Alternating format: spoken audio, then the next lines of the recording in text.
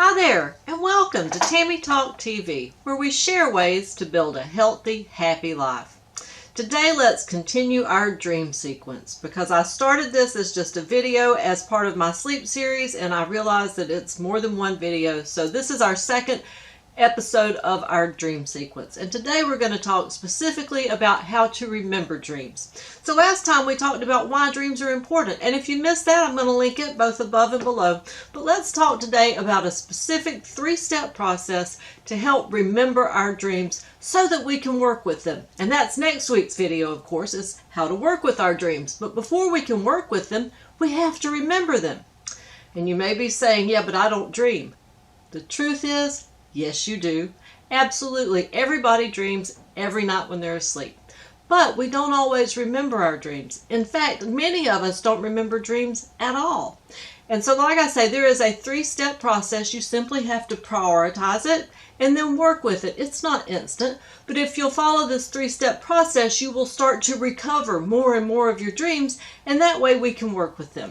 Okay, so step 1 is to set our intention, to actually write down, I intend to remember my dreams tonight. Write that down and put it somewhere that you can see it right before bed, either the bedside table or maybe in the restroom beside the sink, if you wash your face right before bed, whatever, but so that you see it right before bed, a handwritten note to yourself that says, I intend to remember my dreams tonight, or something to that effect. You can word it any way you would like, but something that implies you intend to remember your dreams tonight. Then, step number 2 is to make sure and have a pencil and paper by a nightlight, either in the restroom or somewhere that you can get to very easily during the night. Now be sure that that nightlight has a red bulb or at least a colored bulb of some sort that is not blue, because red is the least disruptive to our sleep patterns. So be sure that your nightlight is not going to disrupt your sleep. If you've seen the sleep series, you know that I have a bullet journal that's my today and to-do list, and I leave that near a nightlight so that I can get to it during the night.